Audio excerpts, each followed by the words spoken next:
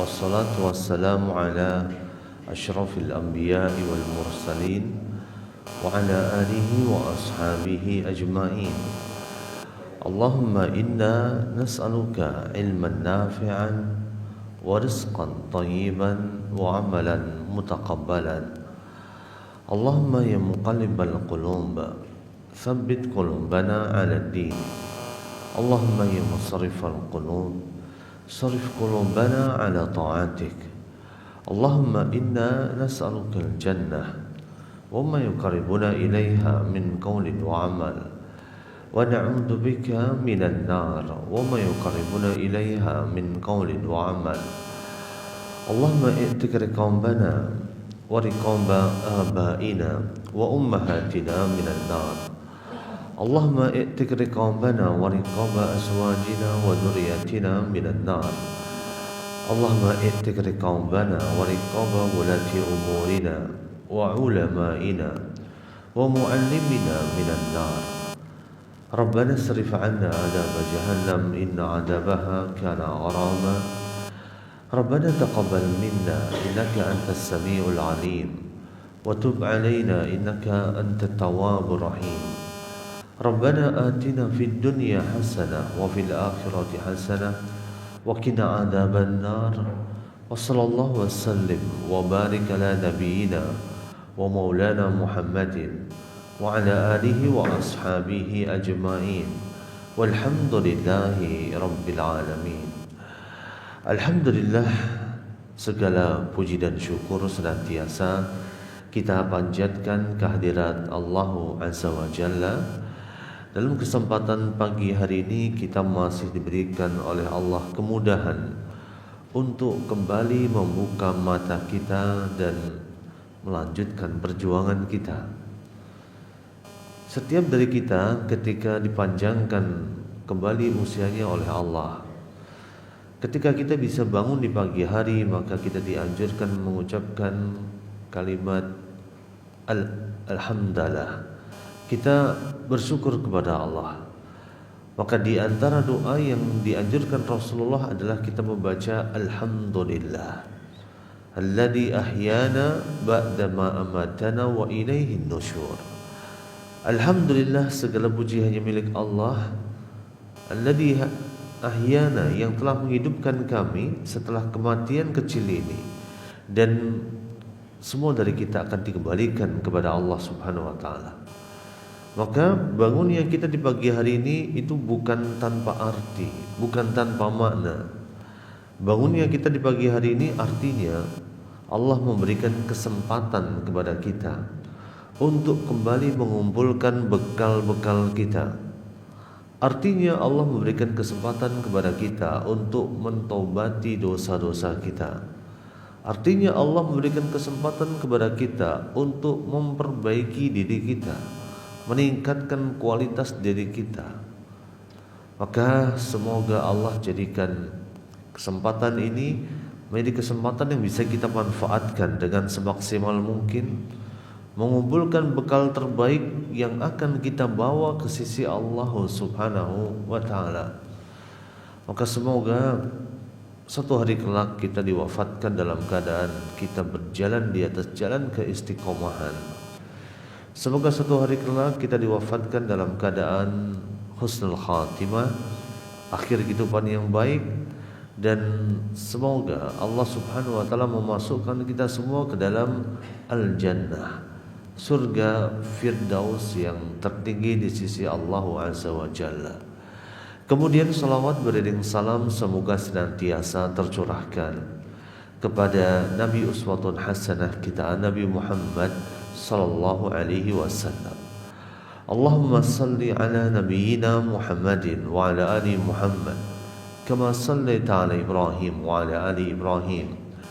Allahumma barik ala nabiyyina Muhammadin wa ala ali Muhammad kama barakta ala Ibrahim wa ala ali Ibrahim innaka Hamidum Majid. Baik para jamaah sekalian, jamaah salat subuh di Masjid Al-Burhan di kota Surabaya yang dimuliakan oleh Allah Azza wa Jalla. Alhamdulillah, segala puji hanya milik Allah. Hari ini kita diperjumpakan oleh Allah dalam keadaan sehat walafiat. Dan insyaallah tema yang akan kita bahas dalam kesempatan hari ini adalah pengaruh dahsyat Al-Quran terhadap hati manusia. Kenapa tema ini perlu kita bahas? Tema ini perlu kita bahas karena beberapa alasan. Alasan pertama adalah semua dari kita suatu hari kelak akan kembali kepada Allah. Maka orang-orang yang beruntung adalah orang-orang yang disifati oleh Allah dalam Al-Quran, al-yawma la yanfa'u malun wala banun.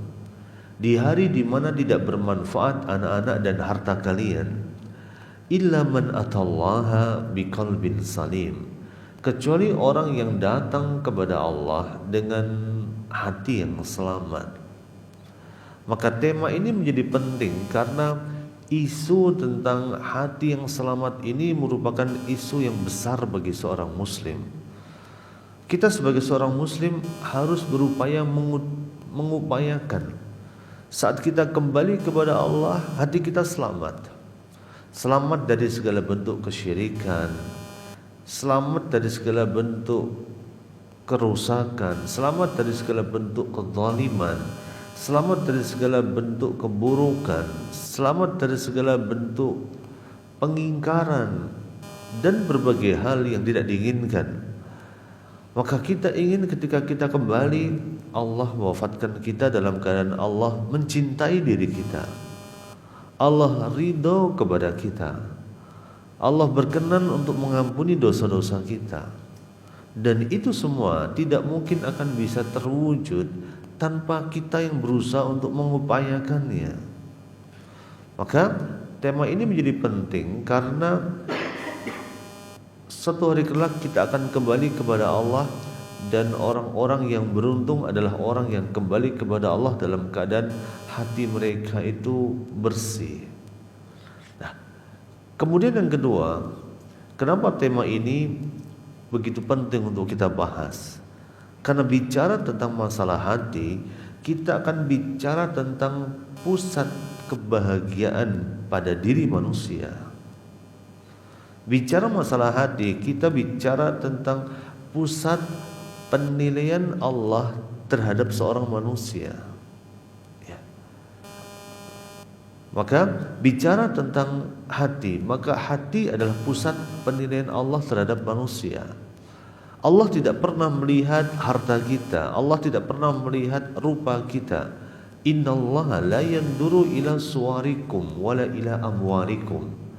Allah enggak pernah melihat wajah kalian, tampang kalian. Allah tidak pernah melihat harta kalian. Kenapa Allah enggak pernah melihat itu semua? Karena itu semua adalah karunia dari Allah. Kita sebagai manusia tidak memiliki itu semua, Allah yang memberikan kepada kita. Maka Allah tidak pernah melihat itu semua. Tapi yang Allah lihat adalah apa yang kita usahakan. Walakinallaha yanduru ila qulubikum wa a'malikum. Tapi Allah melihat hati-hati kalian, tapi Allah melihat amalan-amalan kalian.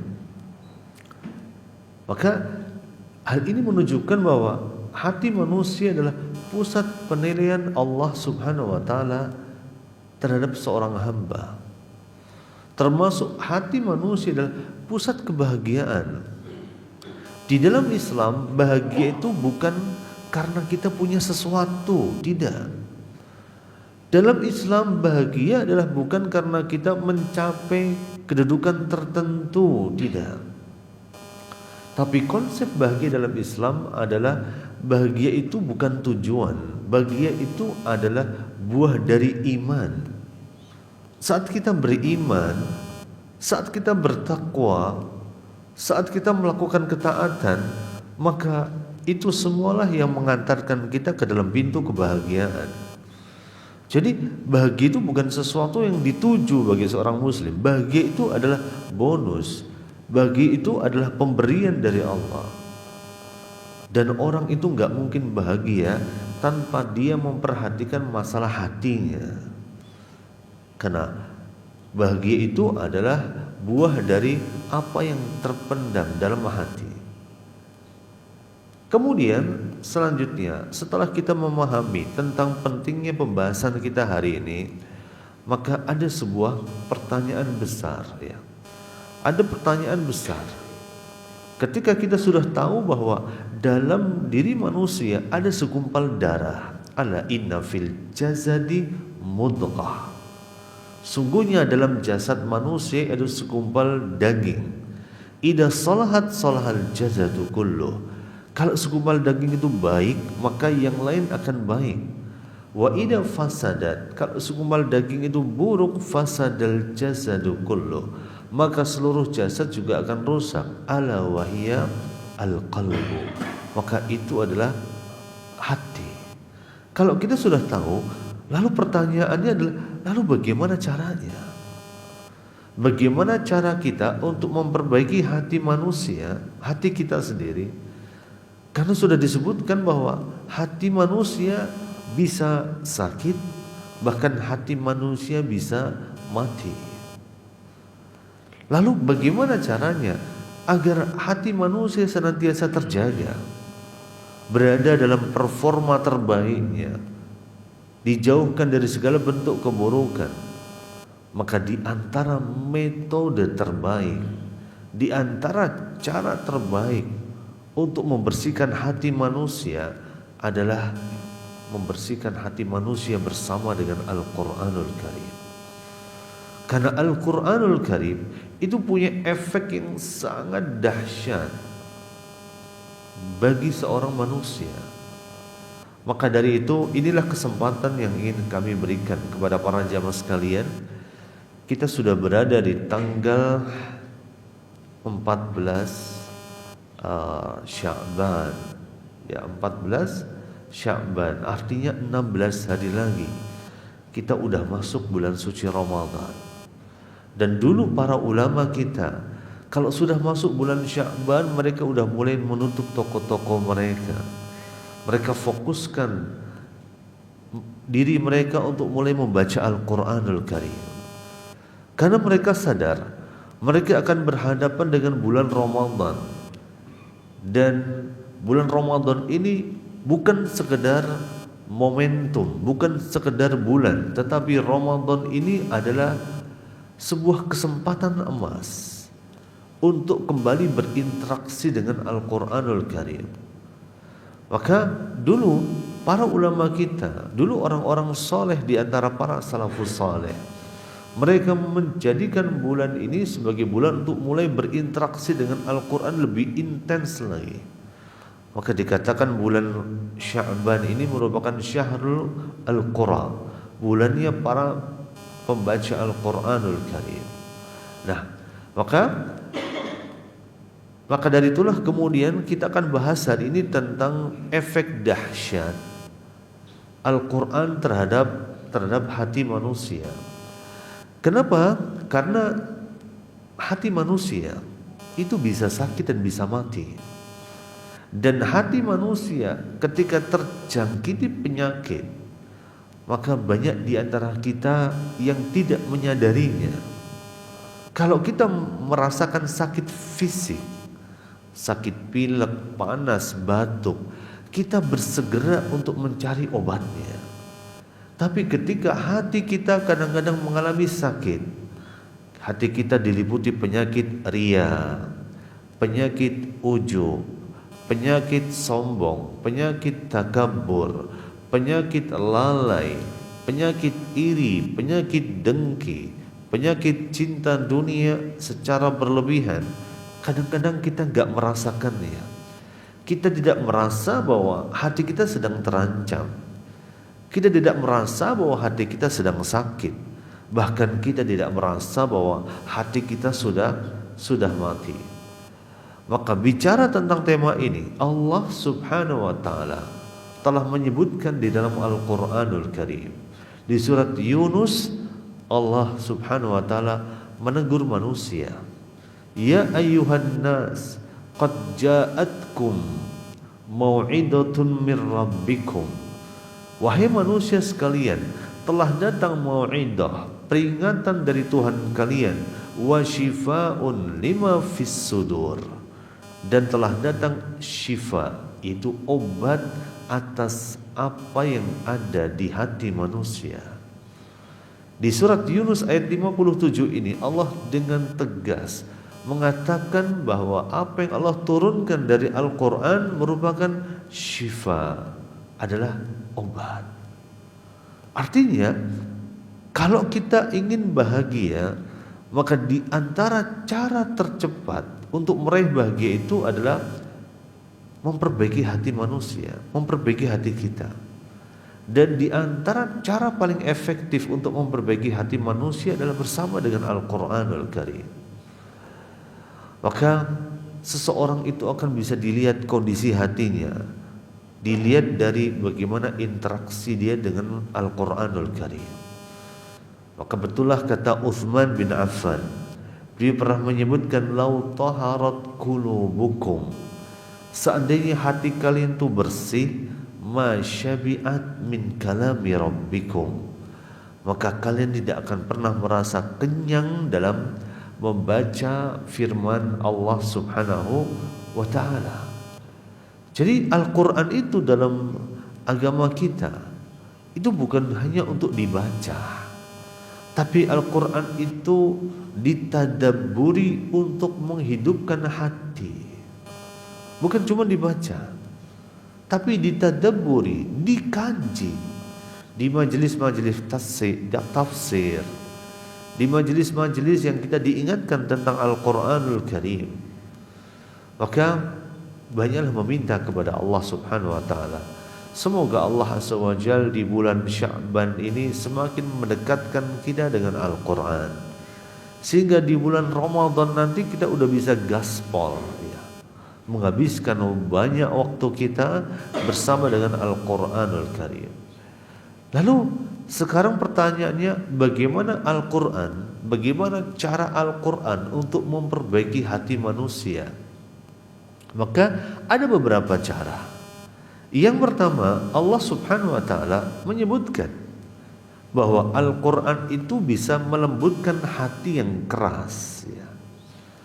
Kalau kita merasa hati kita sedang keras, sehingga kerasnya hati itu membuat kita gak bisa lagi berbuat baik sama istri dan pasangan kita, sehingga kerasnya hati itu membuat kita senantiasa berkata kasar kepada anak kita, sehingga kerasnya hati itu membuat kita tidak bisa berbuat baik kepada orang tua kita, sehingga kerasnya hati kita itu menjadikan kita tidak peka dengan penderitaan orang lain, sehingga kerasnya hati kita menjadikan kita malas dan beribadah, sehingga kerasnya hati kita itu menjadikan kita tidak peduli dengan kesusahan orang lain. Itu tanda hati orang itu sedang keras, malas beribadah, ringan bermaksiat, mementingkan egonya, tidak peduli dengan orang lain. Maka Al-Quran bicara bagaimana Al-Quran itu bisa melembutkan hati yang keras. Allah sebutkan di surat Al-Hadid, di ayat ke-16 dari surat Al-Hadid, Allah Azza wa Jalla berfirman, alam ya'ni lil ladina amanu an tahsha'a qulubuhum li dzikrillah wa ma nazala minal haqq. Maka lihatlah bagaimana orang-orang yang beriman, an tahsha'a qulubuhum li dzikrillah, mereka, hati mereka menjadi khusyuk dengan mengingat Al-Quran. Hati mereka menjadi tunduk dengan mengingat Al-Quran. Hati mereka menjadi melembut dengan mengingat Al-Quranul Karim. Maka ayat ini turun untuk menegur orang-orang yang beriman yang hatinya mulai mengeras, walaupun mereka menjaga ibadah-ibadah mereka. Jadi hati yang keras itu bisa jadi menimpa orang yang rajin sholat di masjid, rajin ngaji. Walaupun tingkat kekerasan hati itu akan berbeda-beda kadarnya. Ada yang 100% keras, keras kepala. Ada yang 80% keras, ada yang 70% keras, ada yang 60% keras, ada yang 50% keras. Ada kadarnya. Maka semakin seseorang meminta kepada Allah agar dilembutkan hatinya bersama dengan Al-Quran, maka Allah akan ijabah permintaannya, Allah akan mudahkan permohonannya. Maka inilah peran Quran yang pertama bagi hati manusia, melembutkan hati kita. Jadi kalau kita merasa ketika kita sholat kita kok susah nangis, ketika baca Quran kita susah nangis, udah di depan Ka'bah kita susah untuk berdoa, udah di depan Ka'bah kita susah untuk mentobati dosa-dosa kita, sudah di depan Ka'bah kita masih susah untuk mengakui dosa-dosa kita, jangan-jangan hal itu disebabkan karena kerasnya hati manusia. Maka ini yang pertama, bagaimana Al-Quran memperbaiki hati manusia. Karena yang pertama, Al-Quran disebutkan oleh Allah bisa melembutkan hati yang keras. Kemudian yang kedua, bagaimana Al-Quran memperbaiki hati manusia. Maka Allah menyebutkan bahwa Al-Quran itu membersihkan niat-niat di dalam hati manusia dan menumbuhkan bibit-bibit keikhlasan di dalam jiwa manusia. Karena di antara penyakit terbesar di dalam hati manusia adalah penyakit dicabutnya keikhlasan. Keikhlasan ini ruh ibadah. Keikhlasan ini adalah penentu amal ibadah kita layak diterima sama Allah atau tidak. Ya. Rubba amalin kabirin tusaghirhu niyah. Amalan gede bisa jadi kecil hanya karena niat. Wa rubba amalin saghirin tukabbiruhu niyah. Amalan yang kecil bisa jadi gede hanya gara-gara niat. Maka niat ini adalah sesuatu yang paling susah untuk bisa kita perbaiki.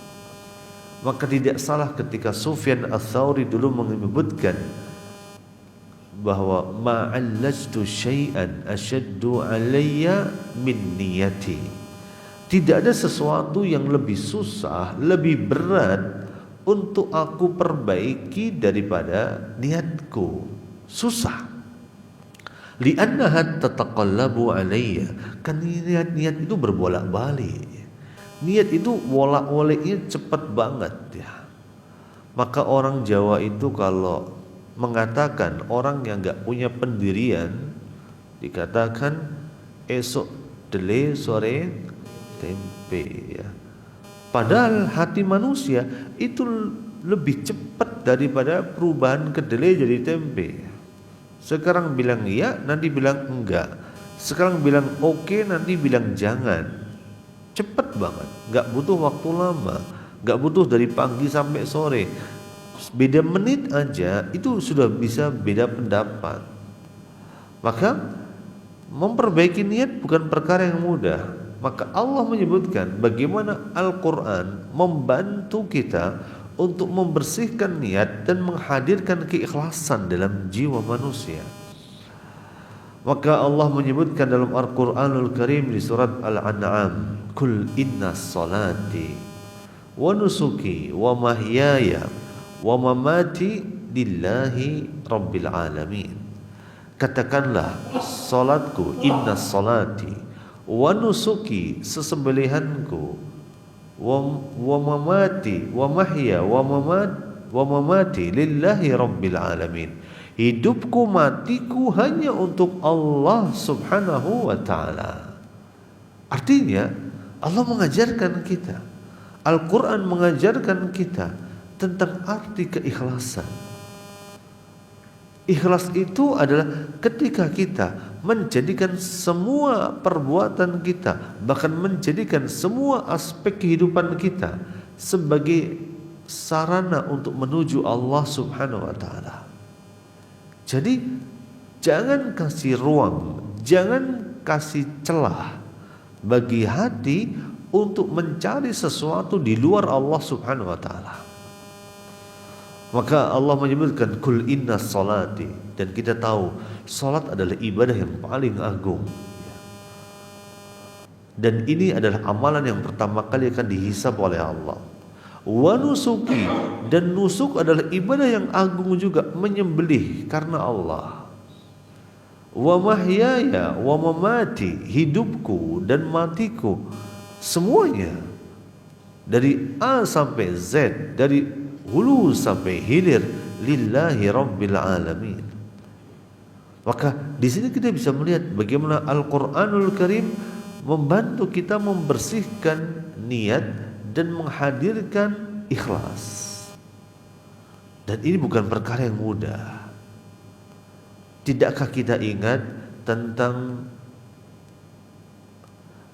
3 orang yang pertama kali akan dihisab dan diazab oleh Allah Azza wa Jalla, dan pertama kali akan ditarik, diseret dan dilemparkan ke dalam siksa api neraka, dan hadisnya sahih dalam riwayat Imam Muslim.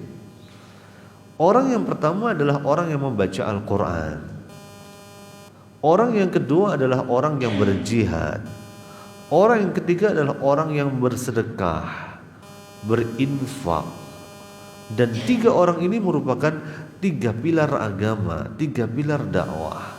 Ya. Orang yang berilmu, orang yang berjihad, dan orang yang berinfak, donatur. Tetapi 3 orang ini di akhirat nanti ditampakkan nikmat yang sudah Allah berikan kepada mereka. Bisa baca Quran, bisa mengajarkan Quran, bisa berjihad. Yang ketiga adalah bisa berinfak, membantu dakwah, membantu masjid. Ya. Lalu ditanya sama Allah tentang nikmat yang sudah Allah berikan kepada mereka. Maka orang yang membaca Quran mengatakan, qara'tul Qur'an fika, aku membaca Quran karena engkau.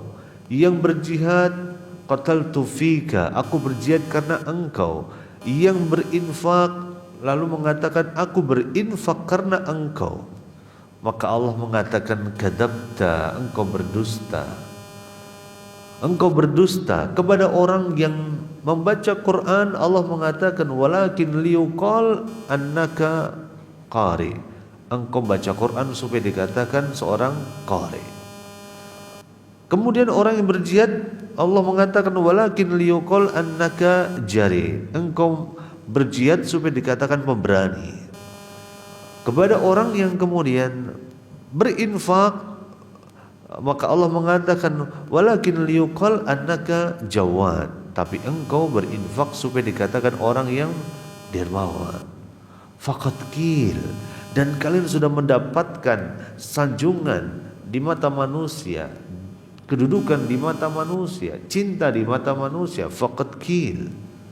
Maka mereka pun ditarik mukanya, diseret mukanya, dan dilemparkan ke dalam neraka jahanam. Nas'alullah salamah, na'udzubillah. Maka bagaimana Al-Quran mengajarkan kita untuk meluruskan niat, menghadirkan ikhlas. Innamal a'malu binniyat, amalan tergantung daripada niatnya. Perbuatan yang sepele bisa jadi gede hanya karena niat. Perbuatan mubah bisa jadi ibadah hanya karena niat. Maka Al-Quran membantu kita untuk membersihkan niat dan meluruskan keikhlasan kita.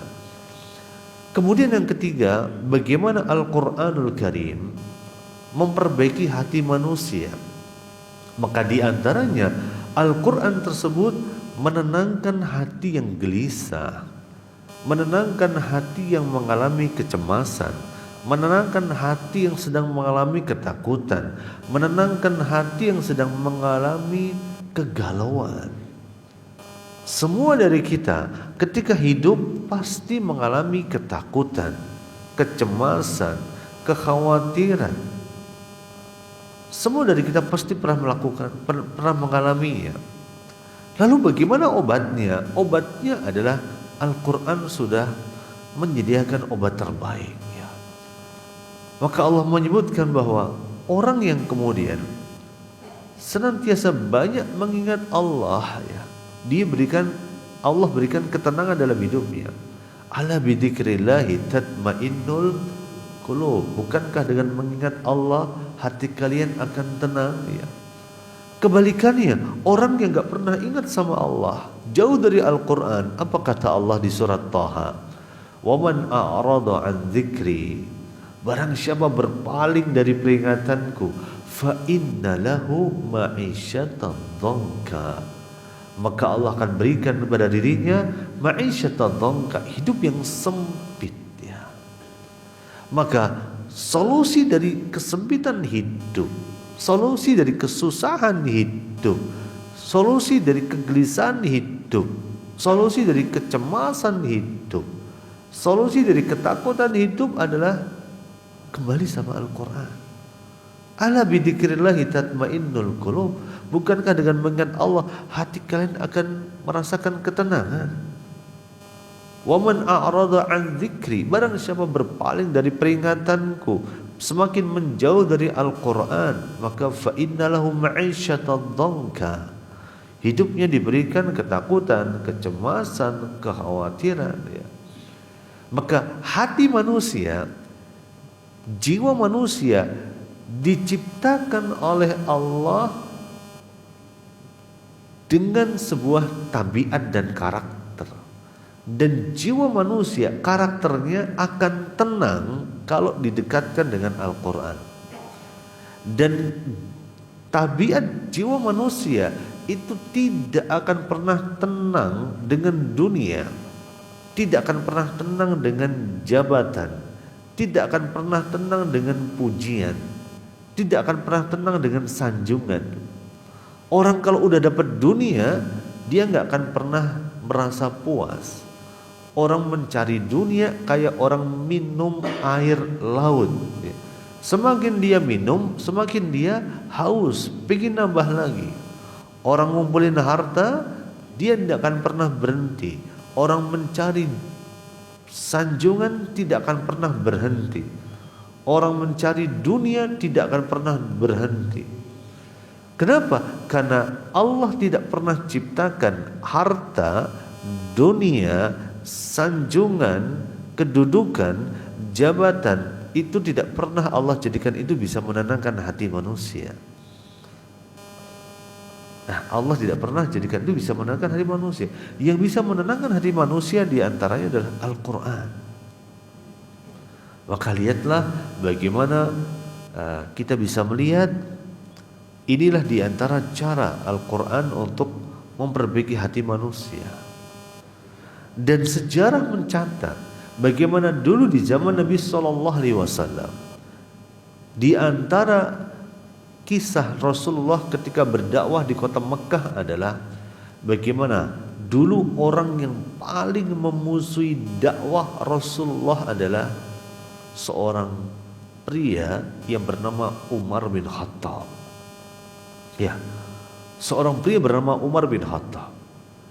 Kemudian ketika Allah Subhanahu wa taala menghendaki Umar bin Khattab mendapatkan hidayah dari Allah dengan perantara membaca Al-Qur'anul, dengan perantara ayat Al-Qur'an yang dia dengar di surat Toha ayat ke-14. Ketika Umar mendengar innani anallahu la ilaha illa ana fa'budni, innani sesungguhnya aku adalah anallah, aku adalah Allah, la ilaha illa ana, tidak Tuhan yang berhak disembah kecuali aku, fa'budni, maka sembahlah aku.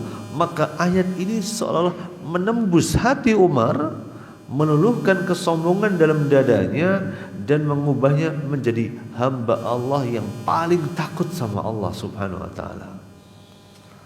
Maka sejarah membuktikan gak ada manusia yang kemudian tidak bisa digerakkan hatinya, yang tidak bisa dirubah hatinya.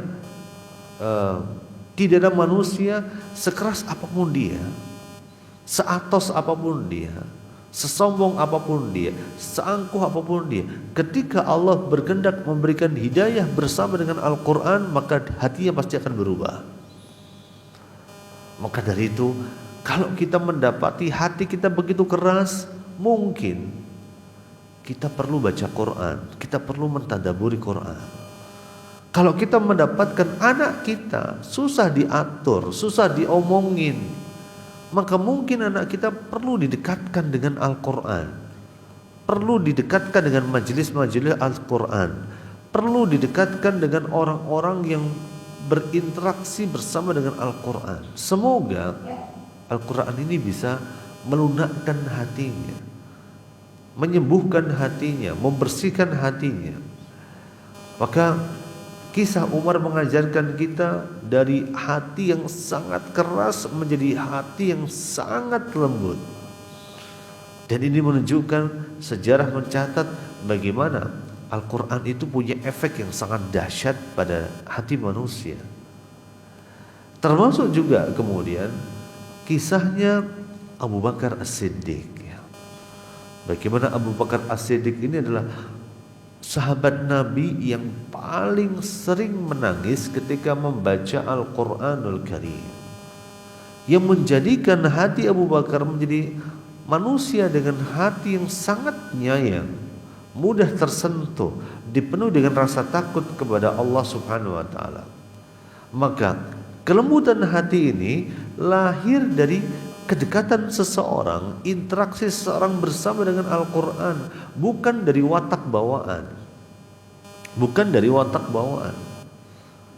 Maka ketika hati manusia keras disiram dengan cahaya Al-Quran, maka dengan izin Allah dia akan menjadi hati yang lembut. Watak bawaan, orang ketika punya watak bawaan lembut, tapi ketika dia berada di lingkungan yang buruk, maka kelembutan itu bisa hilang. Sama juga ketika orang mengalami kerasnya hati dan dia disiram dengan cahaya Al-Quran, maka dia akan mendapatkan kelembutannya. Maka dari sini kita bisa melihat bahwa Al-Quran punya efek yang sangat dahsyat dalam perbaikan hati, dalam perbaikan jiwa, untuk menguatkan hati, untuk menguatkan jiwa, dan untuk membimbing jiwa kita di atas jalan yang diridhoi oleh Allah SWT.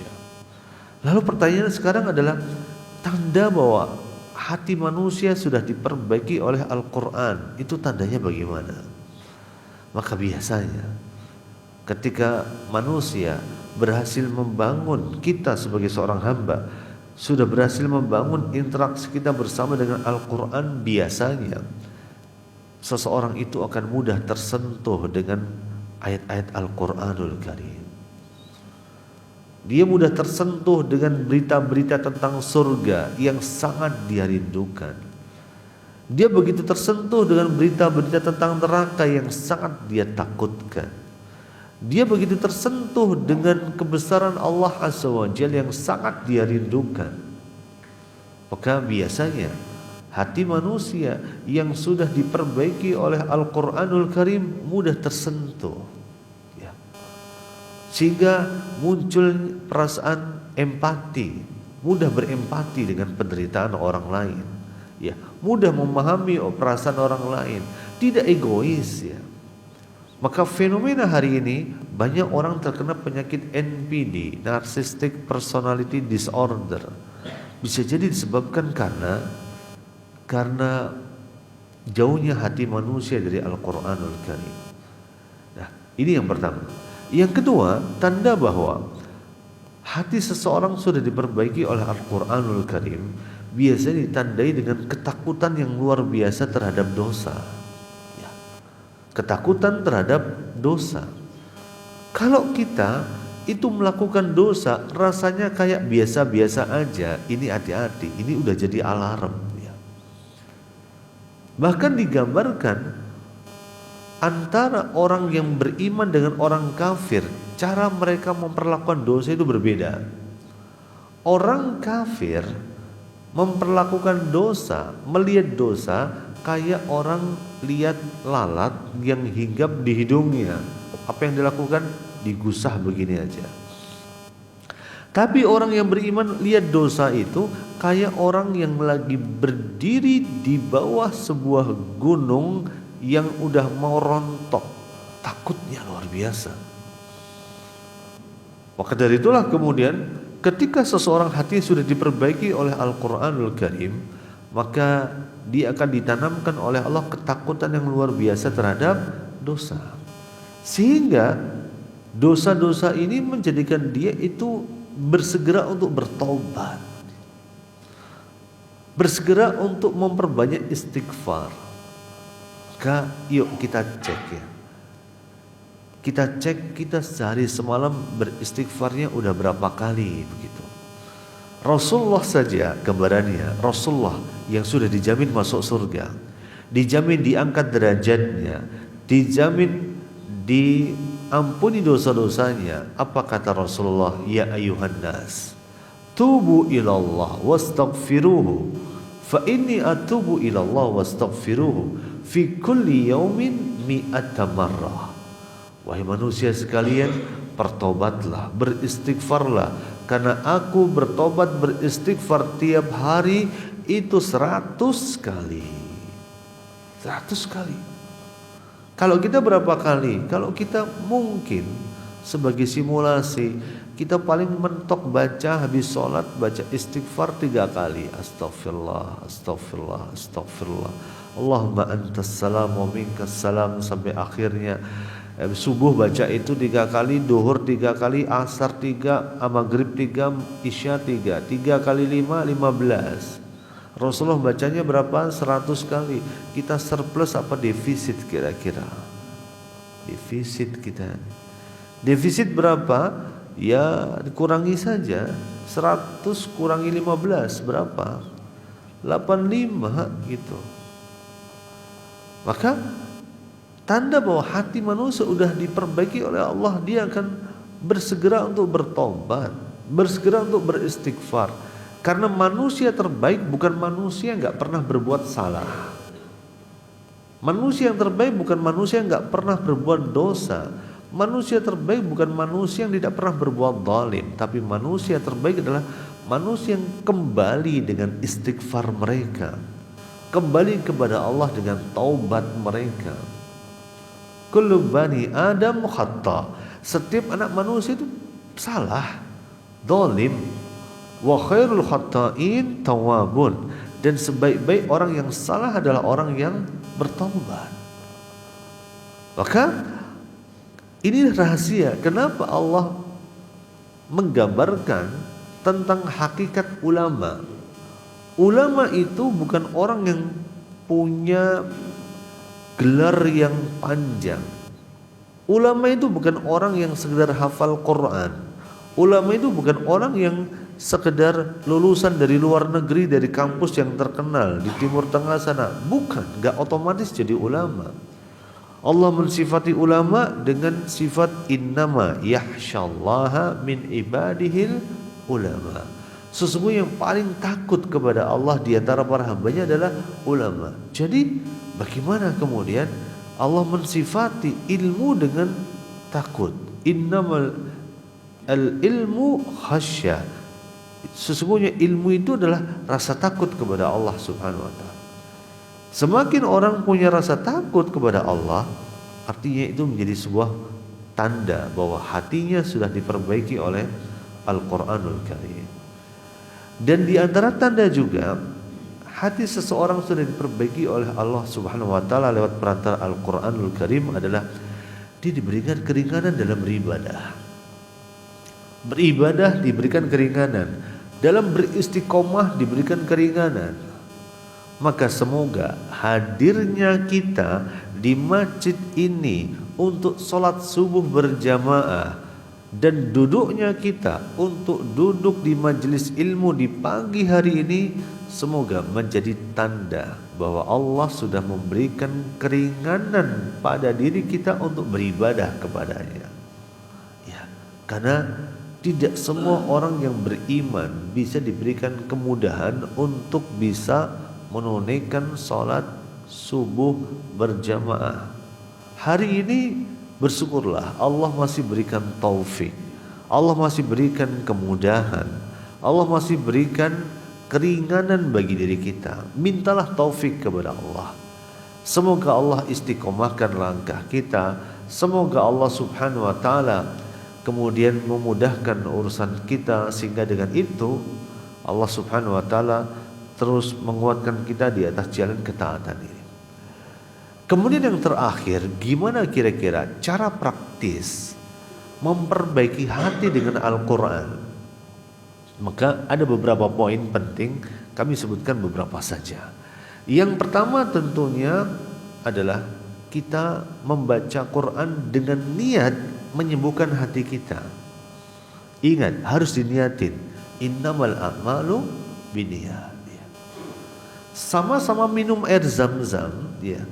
Yang satu minum air zam-zam dengan berdoa meminta kepada Allah, yang satu minum air zam-zam kayak minum air putih biasa. Beda enggak efeknya?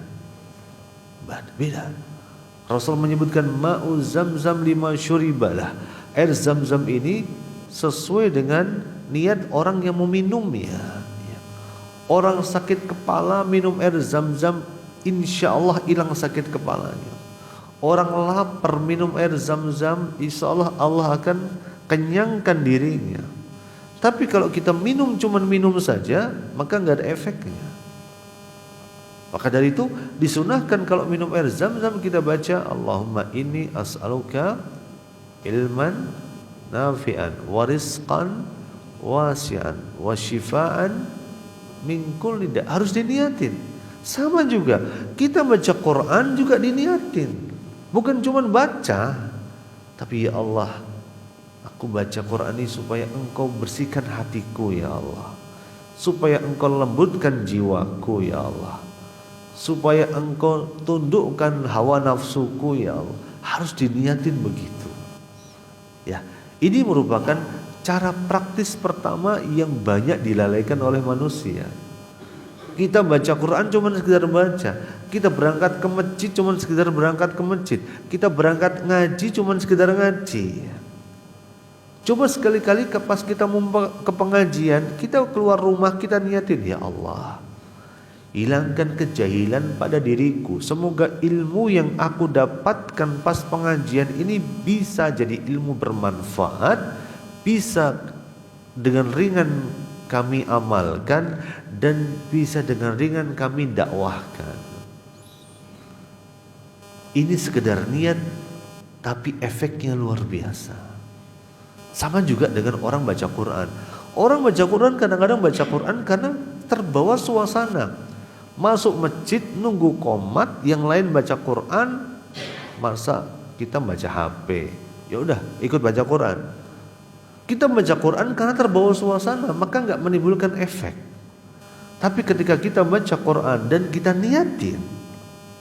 niatkan, maka innamal a'malu binniyat, kembali pada kaidah itu. Ya.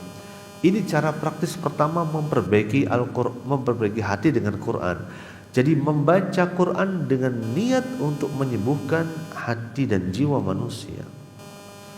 Yang kedua, cara praktis yang kedua adalah ketika kita baca, itu bukan sekedar baca, tapi juga ditadabburi. Kenapa? Karena Al-Quran itu punya makna. Karena Al-Quran bukan mantra. Dia punya makna, yang makna itu akan menguatkan jiwa. Ya. Al-Quran bukan sekedar dibaca. Betul, membacanya saja udah dapat pahala.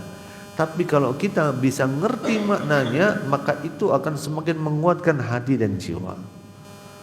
Maka kalau kita belajar bahasa Arab, ya, diniatin supaya kita lebih paham Al-Quran, bisa lebih paham Al-Quran, bisa lebih paham dengan bacaan sholat-sholat kita. Itu target yang paling realistis kalau kita di Indonesia. Jadi banyak orang belajar bahasa Arab, pertama belajar langsung muhaddatsah, percakapan. Pertanyaannya, kita prakteknya gimana tuh?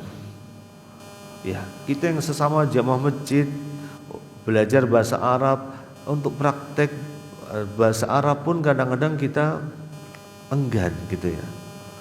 Beda kalau kita mungkin belajar di suatu tempat di Timur Tengah, sehingga kita belajar muhaddatsah bisa langsung praktek ya. Bahkan gak usah belajar muhaddatsah, insya Allah kita langsung praktek begitu. Orang gak pernah belajar bahasa Arab langsung nyemplung di Arab, insya Allah bisa bahasa Arab. Ya, karena dulu saya masih ingat, Saya di SMP ya, pelajaran yang paling susah waktu SMP waktu itu bahasa Inggris. Terus guru bahasa Inggris kami mengatakan, kalau kalian bikin mudah kuasai bahasa Inggris, langsung nyemplung ke London, kata dia.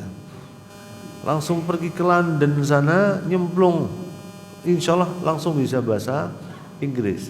Lalu kemudian ketika kami lulus SMA, selesai kuliah, kami langsung praktekkan, langsung nyemplung di Arab, nggak pernah mondok ya. Dengan modal bahwa nggak pernah belajar bahasa Arab sama sekali, nggak pernah mondok, langsung nyemplung ke Arab, alhamdulillah ya, dicemplungin langsung bisa ngomong ya. Karena kalau nggak ngomong, lapar kita, mau beli makanan nggak bisa, mau beli minuman haus nggak bisa, mau beli apa-apa nggak bisa, ya udah nyemplung kita. Maka begitu juga dengan yang namanya Al-Qur'anul Karim. Al-Qur'anul Karim itu perlu ditadabburi, diketahui maknanya. Kalau belajar bahasa Arab diniatkan untuk bisa mentadabburi Al-Qur'an. Ya, mentadabburi Al-Qur'anul Karim supaya kita lebih khusyuk dalam beribadah, khusyuk dalam salat-salat kita. Kemudian di antara cara praktis untuk memperbaiki hati manusia dengan Al-Qur'anul Karim adalah amalkan walaupun cuma sedikit ya.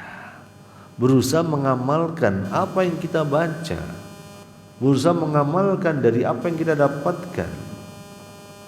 Nah, kemudian di antara cara praktis agar Allah menghidupkan hati kita dengan Al-Qur'an adalah banyak berdoa, minta sama Allah. Karena hati manusia di antara dua jemari Allah. Inna qulubal ibad, hati manusia di antara dua jemari Allah. Maka dari itulah alhamdulillah kita sudah masuk di bulan Sya'ban di tanggal 14 ya. Maka gak kerasa 16 hari lagi, maka yuk kita maksimalkan kesempatan ini untuk membangun kembali interaksi kita bersama dengan Al-Qur'anul Karim.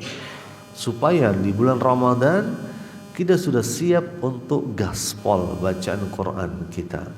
Maka hanya kepada Allah kita memohon taufik, hanya kepada Allah kita memohon hidayah. Wassallallahu wasallim wa barik ala nabiyina wa maulana Muhammadin wa ala alihi wa ashabihi ajma'in walhamdulillahi rabbil alamin. Baik, ada pertanyaan dari jamaah sekalian? Silakan. Monggo silakan. Masya Allah.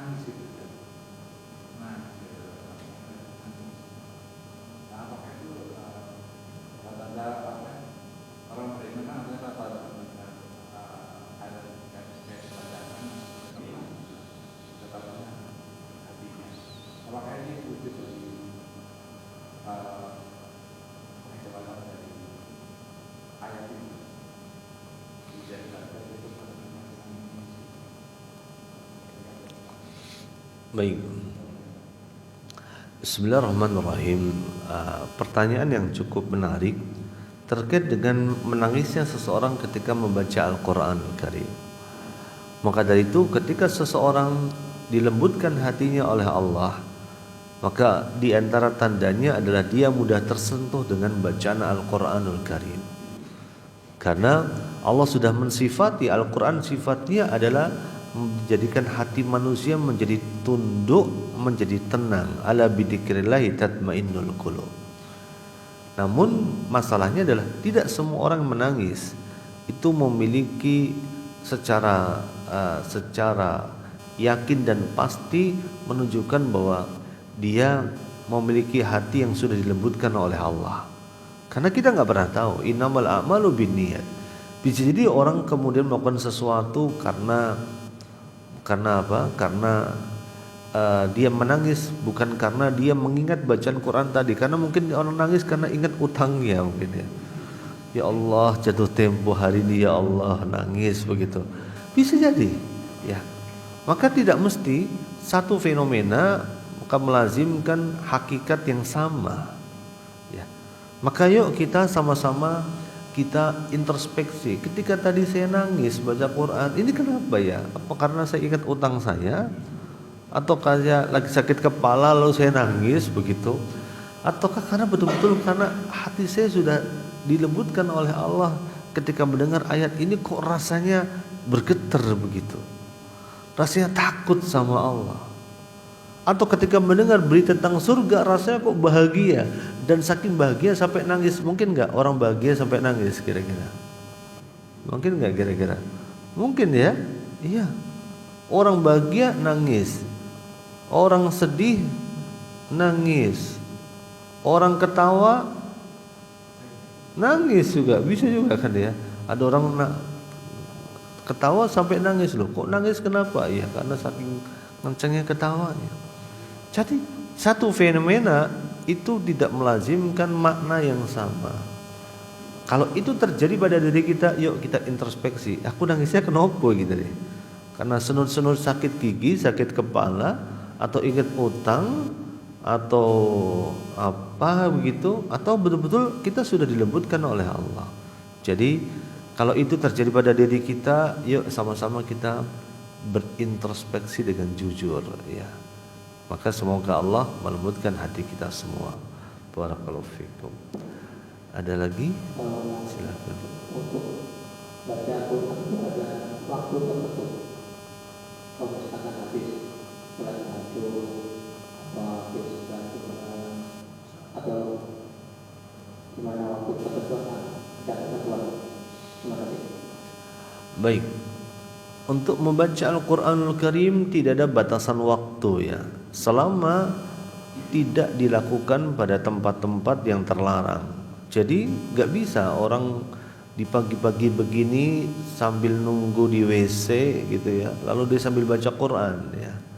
Karena terus terang dulu saya punya, waktu saya SMP saya punya kepala sekolah, setelnya itu gaya-gaya kayak Bung Karno banget pokoknya ya. Dia saking semangatnya dia punya perpustakaan di WC. Kebayang nggak? Di WC itu dikasih rak buku sambil nunggu kan. Kalau orang-orang biasa kan di kamar mandi itu sambil nunggu kan ngerokok ya. Kalau kita masuk toilet umum di SPBU dan sebagai rest area masuk kan langsung breng, pagi-pagi itu rokoknya luar biasa. Ini enggak, dia subhanallah ngajarin kita dulu sambil nunggu ya. Itu baca. Bolehkah kita baca Quran di situ? Kalau baca buku ya bolehlah. Kalau cuma buku nggak ada ayat-ayat Quran silahkan. Tapi dalam Islam kita itu nggak boleh berlama-lama di kamar mandi. Maka termasuk juga sambil nunggu lalu kita murojaah Quran ya nggak bisa. Maka baca Quran kita bisa lakukan kapan saja kecuali pada keadaan-keadaan tertentu ya. Maka kita bisa memperbanyak baca Quran dalam kondisi tertentu. Misalnya kita lagi takut, cemas, khawatir, silakan baca Quran. Atau kita punya waktu khusus untuk baca Quran dan ini wajib untuk kita sediakan. Contoh, kita sibuk orangnya, kita nggak ada waktu baca Quran, maka paling nggak minimal habis subuh ya, sholat subuh berjamaah di masjid, lalu kita pulang ke rumah. Sampai rumah jangan buka HP dulu. Ya, kita punya tempat khusus, misalnya di kursi ini, di sofa ini, punya waktu khusus habis subuh, terus punya mushaf khusus ya. Jadi nggak ganti-ganti Quran. Pakai itu aja. Kita baca Quran di waktu yang sudah kita targetkan, minimal ya. Bisa bangun tidur, bisa habis subuh, bisa sebelum tidur. Itu dua waktu yang paling ringan ya. Kalau kita selama ini alasannya sibuk ya, masa sih mau tidur kita nggak sempat baca Quran, lah balasin WA aja kita bisa ya. Masa sih habis subuh kita nggak sempat baca Quran, lah kita belum ada kegiatan. Nah itu harus ditargetkan Syukur-syukur habis sholat bisa baca Quran untuk melembutkan hati kita. Kalau nggak sempat, minimal kita udah punya slot alokasi tiap harinya, ya. Punya target, sekali duduk 2 lembar, sekali duduk 3 lembar, sekali duduk 4 lembar, itu harus ada. Dan ini insya Allah jadi amalan yang paling dicinta sama Allah. Karena Rasulullah menyebutkan ahabbul a'mal ilallah adwamuha wa in qalla. Amalan yang paling dicinta oleh Allah adalah yang paling konsisten walaupun cuman sedikit. Jadi nggak ada waktu khusus. Yang pasti kita butuh Quran kapan, maka kita berinteraksi dengan Quran. Tapi setidaknya kita harus paksa diri kita punya waktu khusus, ya. Dan waktu yang pengalaman kami paling mudah adalah sebelum tidur sama habis sholat subuh, ya. Habis sholat subuh sambil nunggu suruk bisa baca Quran. Habis subuh kalau ternyata kita ada kegiatan, ya udah pulang ke rumah, sebelum beraktivitas kita mulai baca Al-Qur'anul Karim. Wallahu ta'ala alam. Monggo ada lagi.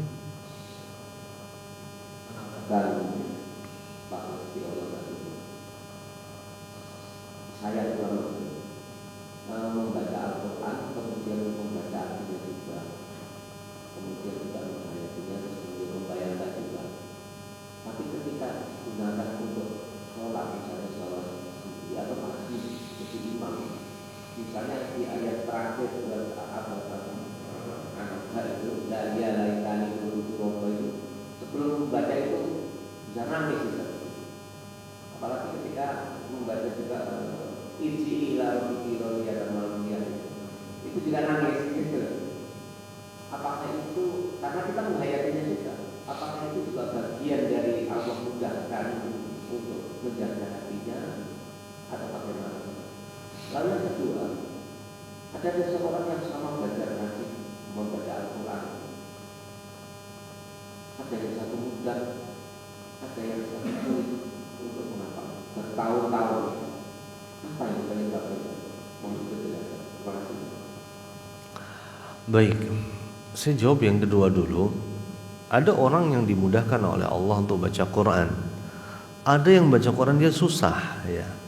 Maka ketika seseorang sudah berjuang baca Quran dan masih susah bacanya, kan kita sering lihat orang baca Quran susah banget, ya. Maka bisa jadi itu menjadi tanda sayang Allah kepada dia. Karena Rasulullah menyebutkan alladzi yaqra'unal Qur'an wa yatata'ta. Orang yang baca Quran dan membacanya terbata-bata, ya. Kan sering kita lihat, ya, terutama orang-orang sepuh, ya, yang baru belajar Quran ketika udah uzur usianya. Bacanya ya yatata'ta, maka falahu ajran. Dia dapat 2 pahala. Orang yang lancar cuma dapat 1, ini yang bacanya terbata-bata dapat pahalanya 2. Kenapa? Pahala pertama bacaan Quran itu sendiri, pahala kedua pahala perjuangan dia.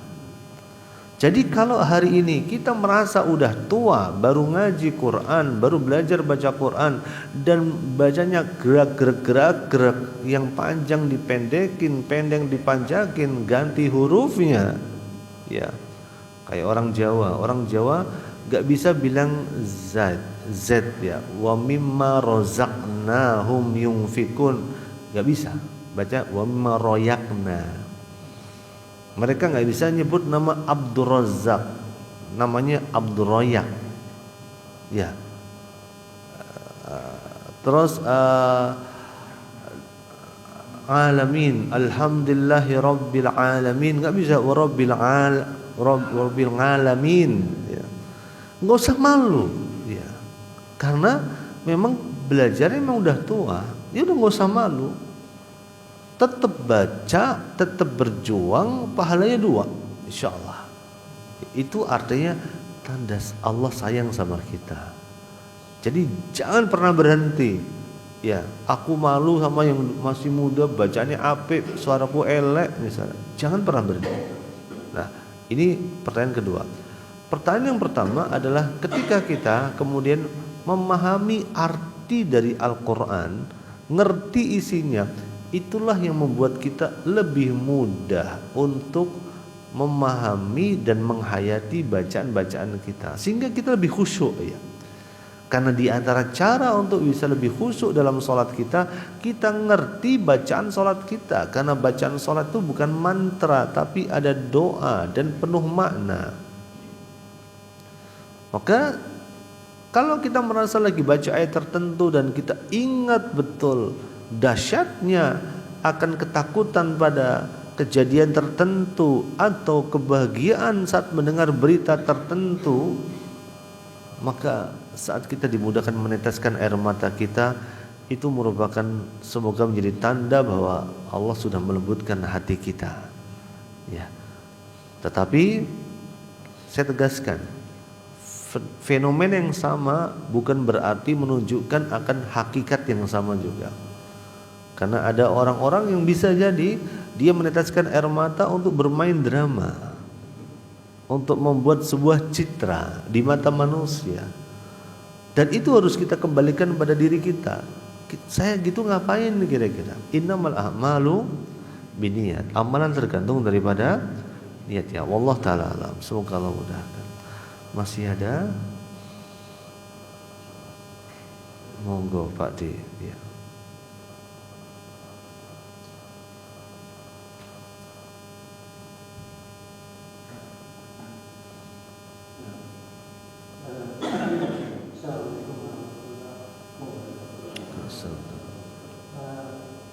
Ini ada kebiasaan saya ikut misalnya berpendapat bahwa sholat misalnya untuk membuat Al-Quran dari lewat HP.